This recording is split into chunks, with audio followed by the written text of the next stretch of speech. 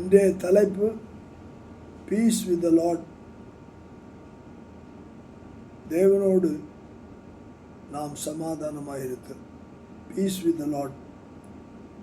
இதற்கான வேத வசனம் ரோமர் 5ஆம் அதிகாரம் 1ஆம் வசனத்திலே இப்படியாக சொல்லப்படும், இவ்விதமாய் நாம் விசுவாசத்தினாலே நீதிமான்களாக்கப்பட்டிருக்கிறபடியால் நம்முடைய கர்த்தராகிய இயேசு கிறிஸ்துவினாய் தேவனிடத்தில் சமாதானம் பெற்றிருக்கிறோம்.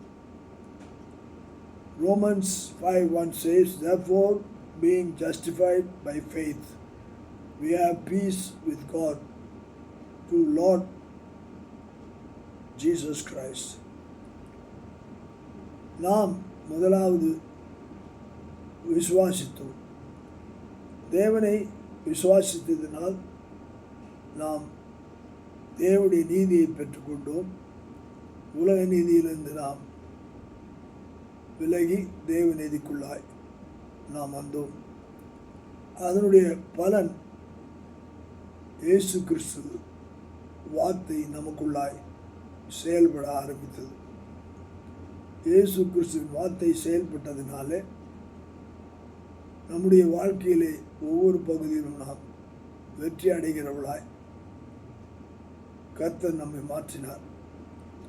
அந்த வெற்றியின் சிறப்பு அம்சமாகத்தான் நம்முடைய வாழ்க்கை, நம்முடைய குடும்பம், நம்முடைய செய்யும்படியான காரியங்கள் அனைத்தும் அது சமாதானத்தை நிறைவை கொடுத்ததினாலே என்னிலமேலும் கர்த்தர் நம்மை உயரச் செய்து அந்த மகிழ்ச்சியினாலே நாம் மகிமை பெறத்தக்கதாய் அவருடைய வசனத்திலே சார்ந்திருப்பதனால் நாம் பார்த்த வண்ணமாக